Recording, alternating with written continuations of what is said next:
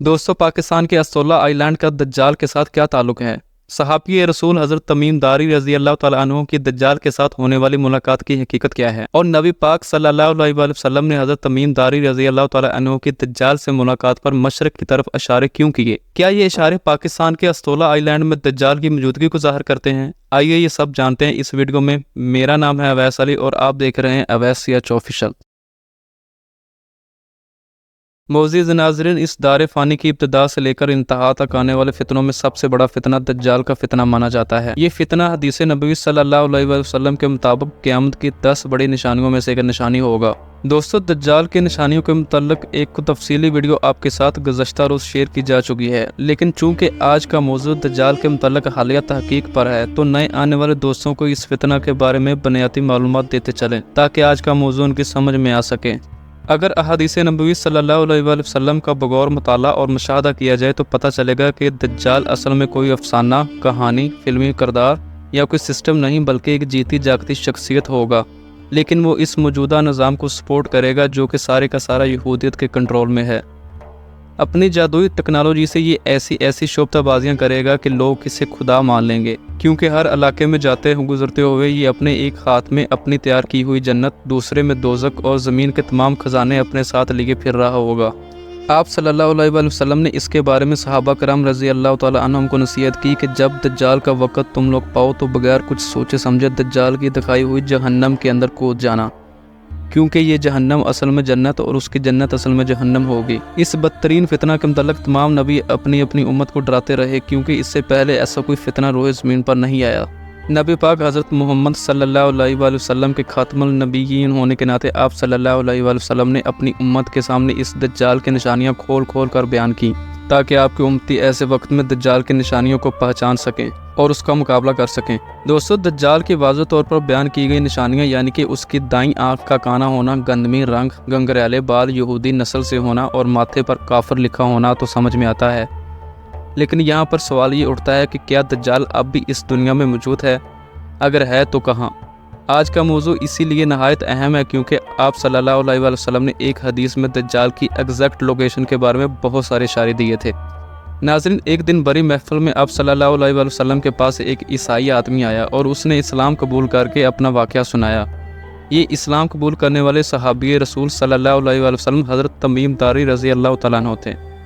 वो अपना वाक़या बयान करते हुए बताते हैं कि मैं और कुछ लोग अरब से मशरिक़ की तरफ समंदरी सफ़र में थे कि अचानक से मौसम ख़राब हो गया। ऊंची ऊंची समंदरी लहरें उठने लगी।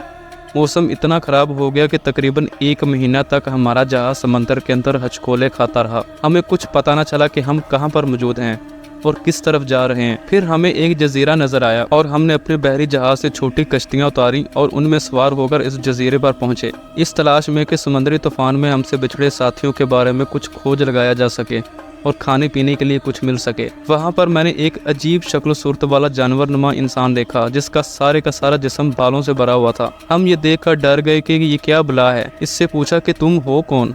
तो जवाब में वो बोला कि मेरा नाम जसासा है। फिर हमने पूछा कि तुम आखिर क्या चीज़ हो? तो उसने जवाब दिया कि ये सब छोड़ो और मेरे साथ एक मकाम पर चलो, वहाँ पर एक बंदा तुम्हारा इंतज़ार कर रहा है। तो हज़रत तमीम दारी रज़ी अल्लाह तआला अन्हु ने कहा कि हम उसके पीछे पीछे चलते हुए एक मंदिर में जा पहुँचे और क्या देखते हैं कि एक शख्स जंजीरों में जकड़ा हुआ है जो कदो कमत के लिहाज से बहुत बड़ा था और उसके हाथ उसके गर्दन से बंधे हुए थे। हमें देखते साथ ही उस देव कामत आदमी ने हमसे कुछ सवाल पूछे। पहला सवाल ये कि तुम मुझे बिसान के दरख्तों के बारे में बताओ कि वहाँ पर कोई फल हैं? तो मैंने जवाब दिया कि हाँ बिल्कुल, वहाँ पर मौजूद दरख्तों पर फल हैं। तो उसने कहा कि अनकरीब वहाँ पर कोई फल नहीं रहेगा। फिर दूसरा सवाल उसने पूछा कि मुझे तिब्रिया की झील के बारे में बताओ, क्या अब भी वहाँ पर पानी मौजूद है? तो जवाब में उसने बताया कि हाँ उस झील में पानी मौजूद है। तो उस आदमी ने कहा कि बहुत जल्द वो पानी खुश्क हो जाएगा। फिर गोलन की पहाड़ियों के बारे में पूछने लगा और फिर आखिर में कहने लगा कि मुझे उस उम्मी पैगंबर के बारे में बताओ कि उसने अब तक क्या किया। तो हमने जवाब दिया कि वो मक्का से निकलकर मदीना के अंदर आबाद हो चुके हैं।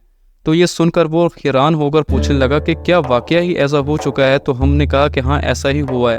और फिर उसके बाद वो बंदा कहने लगा कि अब मैं तुम्हें बताता हूँ कि मैं कौन हूँ। मैं ही दज्जाल हूँ और बहुत जल्द ये निशानियां पूरी होने पर मुझे इजाज़त मिल जाएगी और मैं आज़ाद होकर पूरी दुनिया में जाऊंगा सिवाय मक्का और मदीना के। इसके बाद आप सल्लल्लाहु अलैहि वसल्लम ने लोगों से फरमाया कि ऐ लोगों, ये यसरब है यानी कि मदीना। तमीम दारी जो कह रहा है मुझे उसमें सच्चाई नज़र आ रही है, क्योंकि मैंने तुम्हें बताया था कि दज्जाल ना तो यमन के समंदर में है और ना ही शाम के समंदर में, बल्कि अपने हाथ से मशरक़ की तरफ इशारा करके बताया कि दज्जाल मशरक़ में है, दज्जाल मशरक़ में है, दज्जाल मशरक़ में है। दोस्तों, इस हदीस मुबारक के अंदर हमें दज्जाल की एग्जैक्ट लोकेशन के बारे में इशारा किया गया है कि वो मदीना के मशरक़ में मौजूद कोई वीरान जजीरा है।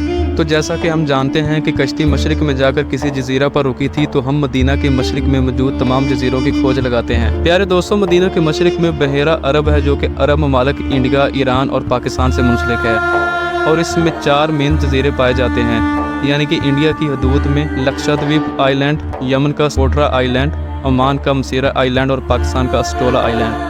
हदीस में साफ साफ बताया गया है कि दज्जाल यमन के समंदर में नहीं है, तो फिर ये दोनों जजीरे तो बिल्कुल नहीं हो सकते। तो नाजरीन, जैसा कि आप सल्लल्लाहु अलैहि वसल्लम ने अपने हाथ मुबारक की तरफ से इशारा करते हुए बताया, तो अगर हम उस इशारे की सिमत में एक सीधी लाइन खींचें तो ये लकीर बिल्कुल अस्टोला आइलैंड के ऊपर से गुजरती है।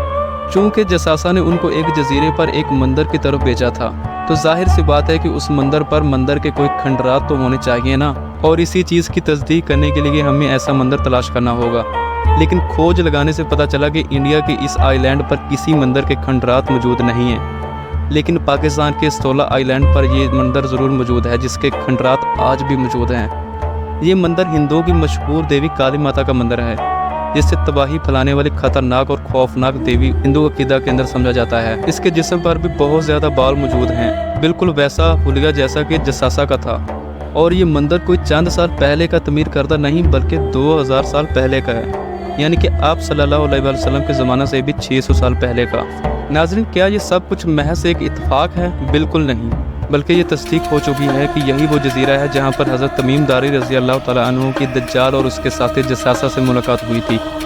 तो दज्जाल के पूछे गए सवालों के मुताबिक जो भी उसने निशानियां बयान की थी, यानी कि बिसान की खजूरें, तिब्रिया की झील, गुलान की पहाड़ियों के मुतल्लिक़ तमाम निशानियां पूरी हो चुकी हैं, और शायद अब तक दज्जाल वहां से आज़ाद भी हो चुका है, लेकिन अभी तक दुनिया के सामने रोनमा नहीं हुआ। प्यारे नाज़रीन, यहाँ पर सवाल ये भी उठता है कि ये निशानियाँ पूरी कैसे हुई।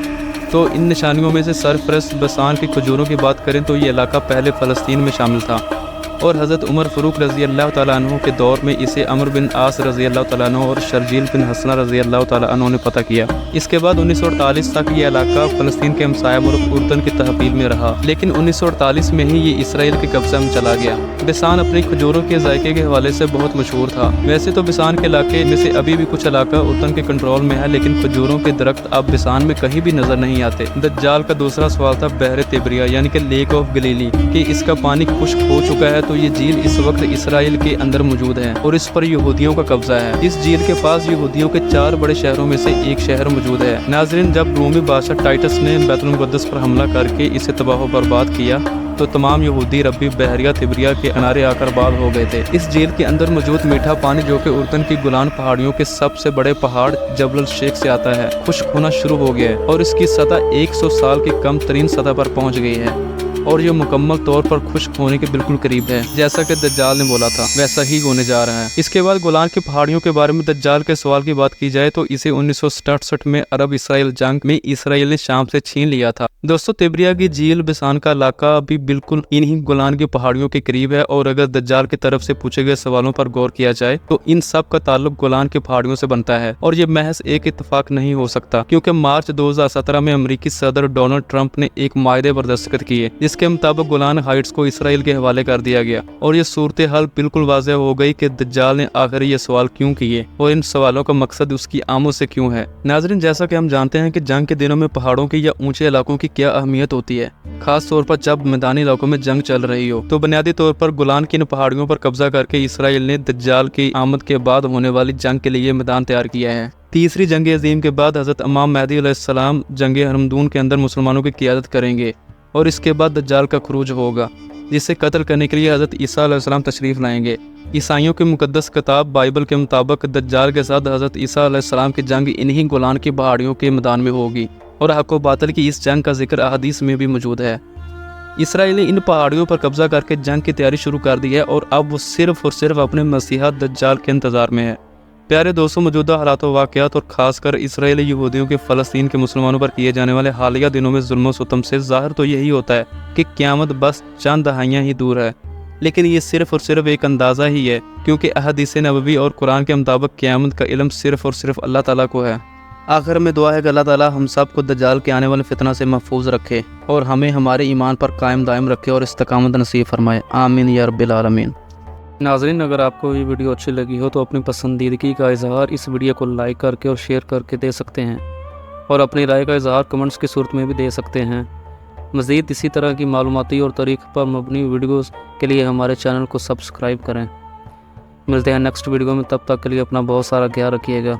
अल्लाह हाफिज़।